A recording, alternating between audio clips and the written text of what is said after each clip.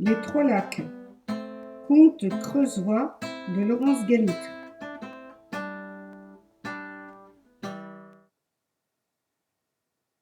Il y a bien longtemps, trois frères vivaient à 2 pas de Guéret en Creuse, dans le pays des Trois Lacs. Ils se disaient mécontents de leur sort. Non pas qu'ils fussent malheureux, mais ce n'est pas parce que l'on n'est pas malheureux que l'on est heureux pour autant. À dire vrai, chacun des trois pensait qu'ils devaient leur bonheur aux seuls esprits créateurs de l'univers. Jean l'aîné, plutôt bel homme, ne pensait qu'à se faire remarquer des autres et considérait son semblable comme un rival à écarter. Léon, le cadet, pourtant doux et d'une force prodigieuse, trouvait la vie trop fatigante. Ne fallait-il pas construire son logis, travailler la terre, lutter contre les animaux nuisibles et le froid? Quant au plus jeune, Pierre, chacun vantait son excellente santé et sa mise élégante. Pierre ne pensait qu'à séduire les femmes et à préserver la jeunesse de son corps. Un jour, après s'être concertés, les trois frères décidèrent d'aller voir le grand magicien au pays des Trois Lacs pour améliorer leurs conditions de vie. Le grand magicien du pays des Trois Lacs les écoute l'un après l'autre avec beaucoup d'attention. « J'aimerais que ceux qui me croisent m'appellent monsieur, » déclare l'aîné. Jean désire ainsi impressionner tout le monde et montrer sa supériorité aux autres. À son tour, le deuxième frère prend la parole. Grand magicien, j'aimerais que mes efforts au logis ou au champ s'accomplissent en un tournement dès que je prononce ces mots. Plus de peine au labeur, les abeilles font mon bonheur. Alors les abeilles seront mes ouvrières pour effectuer tous les travaux à ma place. Un sourire malicieux éclaire alors le visage du grand magicien. À toi, maintenant, dit-il au plus jeune.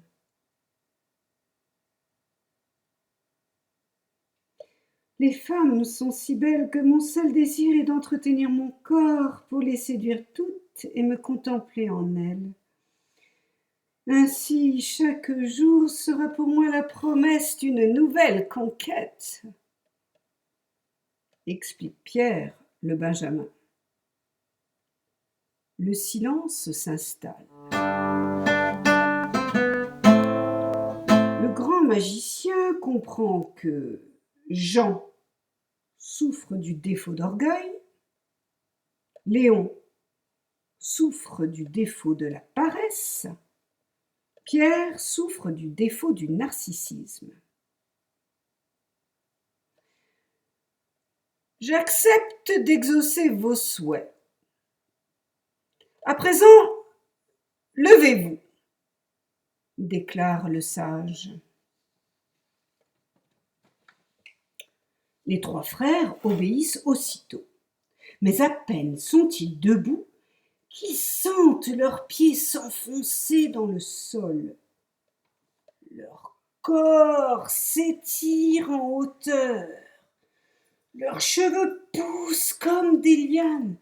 Leurs doigts s'allongent. Le grand magicien venait de les transformer en 3 formes végétales. Aussitôt, lui-même prend la forme d'un papillon pour voleter de l'une à l'autre de ces formes végétales. Or, comme nous nous trouvons au pays des Trois Lacs, c'est au bord de chacun d'eux que chaque forme végétale s'enracine. Ainsi, au bord du premier lac se dresse un bouleau.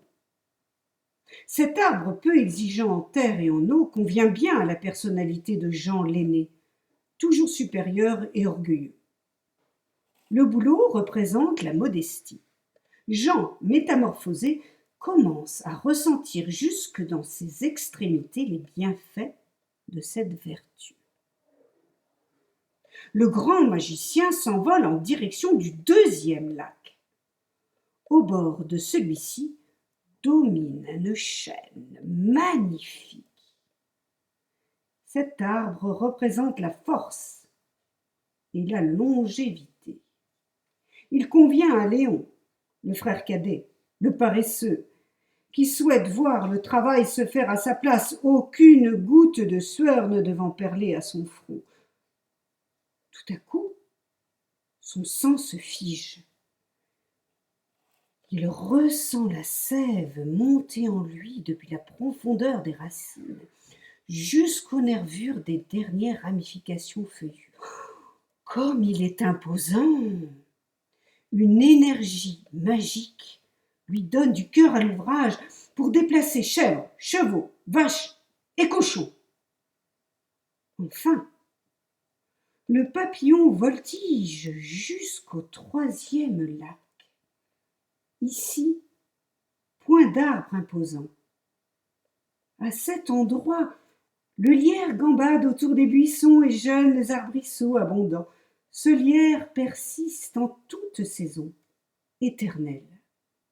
C'est donc à Pierre, transformé par le grand magicien en lierre, que revient cette ultime vertu, l'immortalité.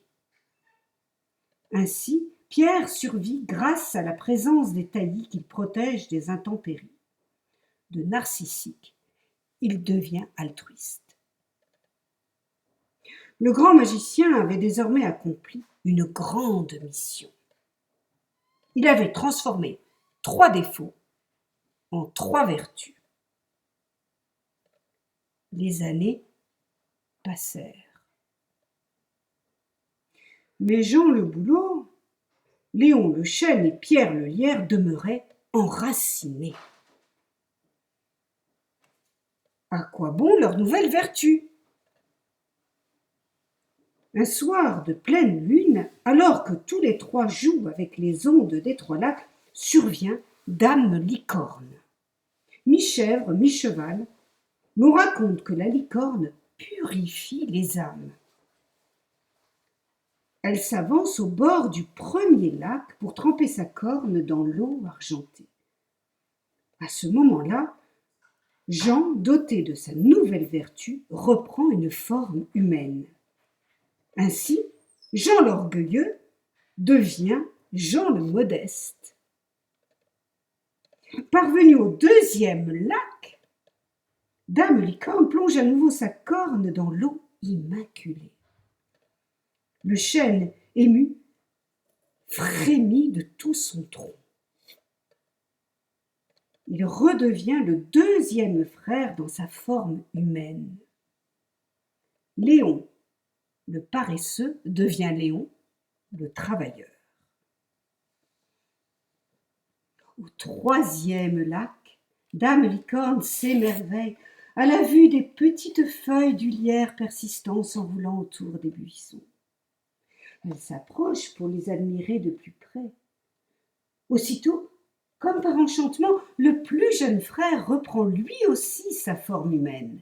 Pierre le narcissique devient Pierre l'altruiste. À tous 3, Dame Licorne s'adresse alors ainsi. Vous connaissez désormais la modestie, le goût du travail et l'altruisme. Sur cette terre, vous marcherez et construirez votre destin. Vous porterez votre pierre, vous la façonnerez pour l'assembler avec une autre. Ainsi, vous participerez à améliorer la condition des hommes. Et vous serez content de vous. Depuis ce temps, chaque année, les 3 frères quittent le pays des 3 lacs pour tailler la pierre. Devenus de bons maçons, Ils sont appréciés pour leur talent et leur comportement. Jean ne se fait jamais remarquer et loue les qualités de ses frères. Léon mouille souvent sa chemise de sueur et assume les tâches les plus pénibles. Pierre protège ses frères en leur apportant nourriture et confort, hiver comme été. Dans plus d'un village du pays de la Marche, l'on raconte que vivaient là 3 frères qui firent la réputation des fameux maçons creusois.